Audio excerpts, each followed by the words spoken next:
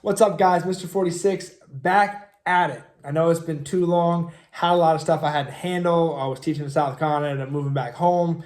Then last year I taught a lot, did 2 leave replacements, and I coached softball. So didn't have much time to, make videos. But now I'm going to make time to do this. I know in the past I have talked about MLB, NHL, NBA, current sporting events, all that stuff. For right now, I'm just going to focus on college football and mainly South Carolina football. And I know people are probably wondering why South Carolina football, and that's because that's my team. People are probably wondering, why is this guy a South Carolina fan? Well, that's my alma mater. That's where I went to school. I was a physical education major at the University of South Carolina. Got my degree. Currently am still a certified physical education teacher in New York State. Someone hire me. Yeah, that's that. So, but now weekly, you'll get a video weekly. It will mainly be about South Carolina football and just going into why I chose to go to the University of South Carolina and why I'm a South Carolina fan is my dad. So my dad went to Coastal Carolina University. At the time he went there, okay, he was a freshman in 1987 fall. Okay, at the time he went there, Coastal Carolina was the University of South Carolina at Conway. Okay, still its own school, still had D1 sports. I know baseball was D1 because my dad is a Division I athlete. He pitched for Coastal Carolina. Their colors were just like South Carolina's. I think it was red, black, and white. Okay, so my dad went down there. No college team is by us. So I live in the Newburgh, New York area, Orange County. For those who don't know, it is about an hour and 15 minutes north of New York City. So not too far from New York City, but also not very close. There's no big college team here. And everyone's like, what about Syracuse? Syracuse, I mean, they've had great players in the past, but it's really not a great program with a strong fan base. South Carolina, not going to say we're a great program because we're not, but we have a strong fan base and people who dedicate their lives to being fans of South Carolina football. So my dad went down there and was like, "Oh, I'm going to pull for this team. I like sports. I like football." Became a South Carolina fan. Sterling Sharp was his favorite player, and he's probably one of the all-time greats of South Carolina, probably the best receiver South Carolina's ever seen. And so my dad became a fan.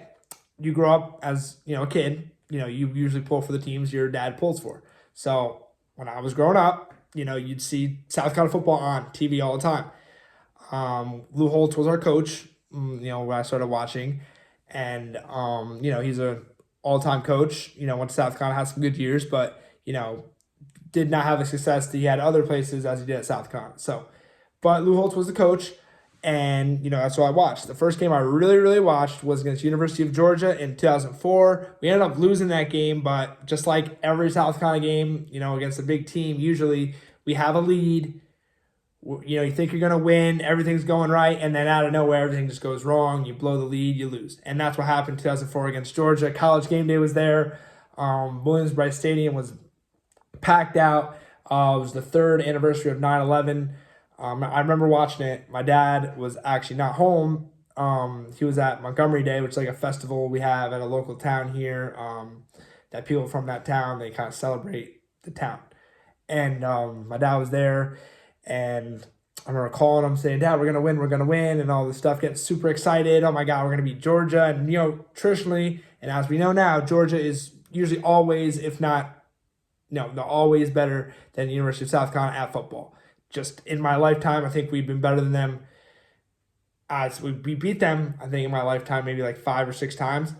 So that's 5 out of 6 years of 26 years of my life. We've been better than Georgia. So that's really it. But that's why I became a fan, was because of my dad and just, watching this team and, just pulling for them. Because every year, you think that they're going to turn the corner. You really do. And I think going forward, I can confidently say that maybe we are. Maybe we are. I didn't say yes. I said maybe we are. Let's just look at game by game with this team. And then I'm going to focus on, schedule going forward. But first game of the year, okay, we play Old Dominion, and we look terrible. Home game, crowd gets booed at halftime. I was at a wedding ceremony, so couldn't really watch the game. I was watching on my phone at the end. And of course, all my friends are rooting against South Carolina because that's what they do. They have, they just love to see me miserable. So they're rooting against South Carolina. We end up beating Old Dominion like 24-19. It was bad. It was really, really bad. And I was embarrassed. Honestly, I was embarrassed that that game happened. So that game, you're kind of looking, you're like, wow, this is not it's not going to be a good year of football. And then the next week, once again, I was at Montgomery Day, which I said prior. It usually falls during the second week of college football. We played Kentucky, and we were getting 10 points. I'm pretty sure we're getting 10 points against Kentucky. Kentucky in the past had our number for a few years under Muschamp, but Beamer's kind of changed that trajectory. We've beaten them. Now it's 3 straight years. By the time 2 straight years. Going into that game, I was like, okay, we're going to keep it close, but we're probably not going to win because Kentucky was, usually a physical team, and that's something we struggled against. But we went out there, and, man, we beat the brakes off them. So that was shocking, okay? Sellers, wasn't great. I wouldn't even say he was okay. That game, first game, Sellers was not great or good or anything. He just was obviously nervous and had the jitters. But Kentucky, he made plays. He made plays, man. The quarterback of South Carolina, Lawrence Sellers, he made some plays that we were able to beat Kentucky. The defense held Kentucky to like 60 yards of offense and 6 points. So, the defense, they played great that game. They won that game. So, got to give hats off to the defense against Kentucky. Then the next week, College game day is in town. Big game in South Carolina. South Carolina, LSU. Game day wanted to build South Carolina up. That's why they went to the University of South Carolina, to Columbia, South Carolina. They wanted to build this program back up. Put some, eyes on this program. We haven't had college game day at South Carolina since Spurrier. So that's how long, no one's really cared about South Carolina football, if they even still care. But, yeah. So college game day, week 3, Columbia, South Carolina. That game was a great game, honestly. South Carolina was up 17-0 in Williams-Brice Stadium. Place is rocking. Everyone thinks, okay, this game's over. South Carolina's going to win. And except for me, I was like, wow, how are we going to blow this game? Because that's how every South Carolina fan probably thought. How are we going to lose this game? And we lost it. Sellers ended up getting hurt. That didn't help because he was having a pretty good game. That game, the defense, LSU is uber talented, just like our defense is uber talented. And that's really it. That was a great game. Nussmeier from LSU, the quarterback, made some exceptional throws. Kyron Lacey made some plays. The refs did help LSU. I never want to blame the refs, but they did help LSU. The Emanwari pick 6, Nick Emanwari, who I will talk about as the video goes on, his pick 6 would have iced the game. Ended the game, game over, blouses, okay? But, all right, penalty, Kyle Kennard, a blindside block on the quarterback. Yes, we got the interception, but it was at the 10-yard line, and that's where we got the ball. I think that's a ticky-tack call, man. I don't think you can call that, but also on the flip side, Kyle Kennard, why are you touching the quarterback? So, South Carolina ends up losing that game. We're 2-1, all right? Next week, we play Akron, beat the brakes off them, then we get a bye week. Then we host Ole Miss. And you think, oh, wow, we're all right, place is going to be rocking, which it was. I was there. I was at Ole Miss, South Carolina. My cousin, who's also a fan of South Carolina, we went to the game. And it was frustrating, man, because you really get uber excited. But this is what South Carolina football does, man. As soon as you start believing, as soon as you think, man, we're going to take off, and we just laid an egg against Ole Miss. That was a bad game. It was over after the first quarter. A fake punt failure and a turnover, and the game was over. Ole Miss outcoached us, and they were just better. They were just better that day. And Williams-Brice Stadium was not what I thought it was going to be. And that was weird to me. I thought Williams-Brice Stadium would be a lot louder. Williams-Brice Stadium was a great atmosphere, but it just was not what I thought it was going to be that day. And maybe it's because the Gamecocks just were so flat that day. But we lose Ole Miss 27-3, okay? And people are counting us out, right? People are saying, "Oh, South Carolina this is what we expected of South Carolina, a bad team." All right, but as soon as you start counting out South Carolina football, as soon as you just say they're done, somehow, some way, they find it, right? They just, at least under Beamer and under Spurrier, you count out South Carolina, they figure it out. Okay, they figured out. We go into Bama and in Tuscaloosa. Now, Bama is not Bama anymore. And I'm not going to say that they're bad. They're a pretty good team, but they're not what they were under Saban. And South Carolina went in Tuscaloosa. Probably should have won the game. Once again, kind of like LSU. We let the game slip from out of our hands. Costly fumble by Lenora Sellers. And we lose that game 27-5. Now, I may add, Sellers fumbled, but he made some plays where you see the potential of this kid. Okay? You see the potential this kid has. All right? And we ended up scoring a touchdown with like 30 seconds left. Nick Harbor in the toe tap in the end zone, going for 2. Sellers makes a great pass. You're like, oh, okay. Then there's 2-point conversion. He misses a guy wide open. Granted, he had a guy in his face rushing down on him, but he missed a wide open guy in the end zone. So that's the up and downs of Lenora Sellers that we've seen. So after that game, we're 3-3. We know what our defense can do. Oklahoma in that game going in, they just got the brakes beat off them against Texas. They couldn't move the ball, got 3 points. Carolina fans knew going in that game, hey, our defense is most likely going to shut down Oklahoma. Can our offense do something? Okay? Now, granted, in the Oklahoma game, defense was incredible. Okay? Started out the game, interception by Nicky Minwari. He seems to be everywhere on the field. I've never seen a safety at South Carolina like this. And you can say, oh, whatever. No. DJ Swearinger was good. Okay, DJ Swearinger was a very good player.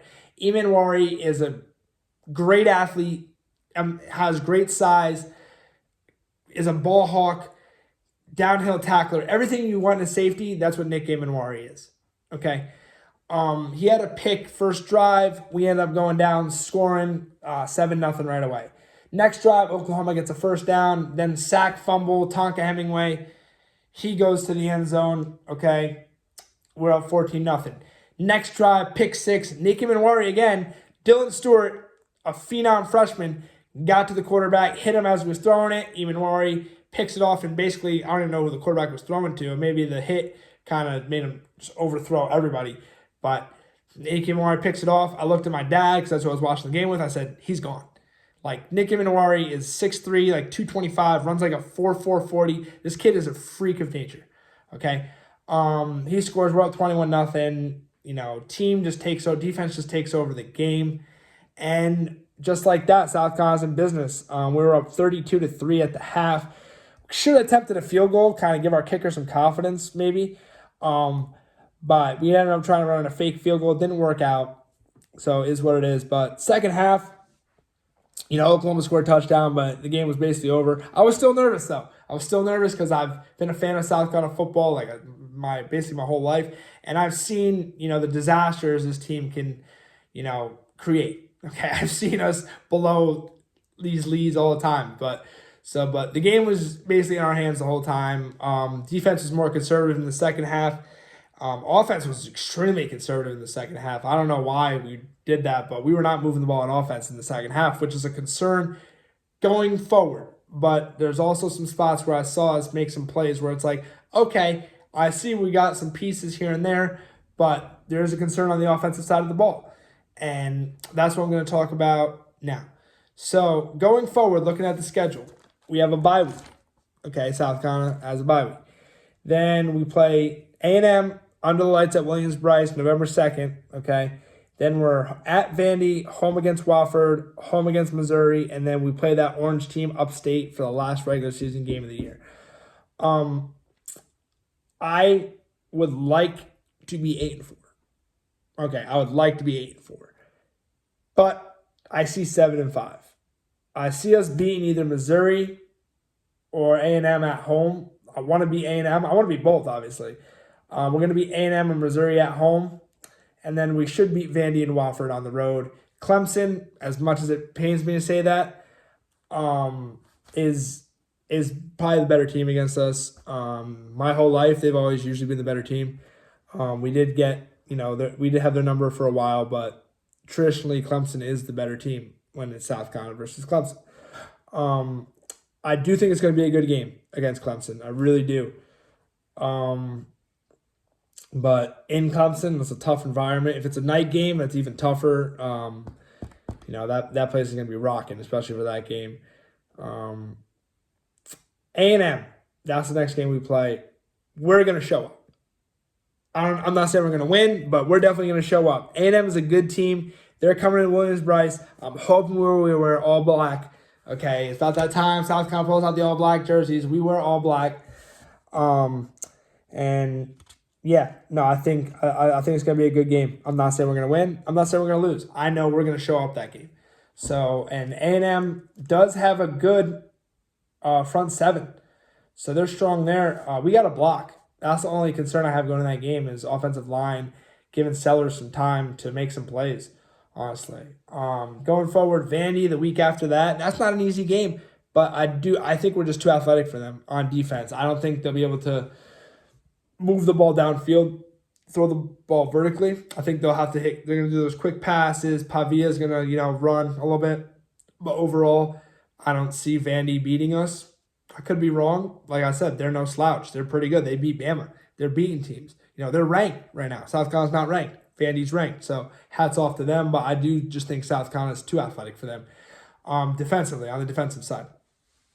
Wofford, we should beat them at home, Williams-Brice Stadium. Wofford is not, I don't think they're very good. Small school. South Carolina should beat them. I know they run a wing T kind of style offense, but I don't think that's good enough to beat South Carolina. Where it should beat them. Missouri at home. Now, I know people are saying, Missouri is having a down year. They're not as good as everyone thinks, yada, yada, yada. I'm telling you right now, Missouri has had South Carolina's number for, it's been 5 years now. Okay, 5 years. They're going to run the ball. And South Carolina, if they have a weakness on defense, is stopping the run, especially that outside run, because we overcommit a lot. We don't really set the edge as well as people think we do. And Missouri is going to find a way to run the ball against us. And that's not great. I know it's going to be a good game. I don't know if we win that one. I don't think they're better than us. They just always play great against us. And then, like I said, Clemson, last game of the year, man. It's got another good game. I think Clemson's a better team. And I don't want to say that, but in this video, I got to be as honest as I can. Clemson's a better team. It's in Clemson. I just think that we'll probably lose that game. So my prediction here, beat A&M. That's if I had to say. I know I said I'm not going to say, but we're going to beat A&M, beat Vandy, beat Wofford. I'm going to say we lose to Missouri and lose to Clemson. So beat A&M, Vandy, Wofford. So 7-5. If you told me, looking at the schedule, okay, that South Carolina would go 7-5, I'd be ecstatic, honestly. But being the season that we're in right now, I'd be a little disappointed, honestly, because we should have beat Bama. We should have beat LSU. Ole Miss, okay, that's a loss. I'll take that. I'll take that one loss. But you look at the Bama and LSU game, we're 2 plays away from being 6-1 and on top of the SEC talking about college football playoff in Columbia, South Carolina.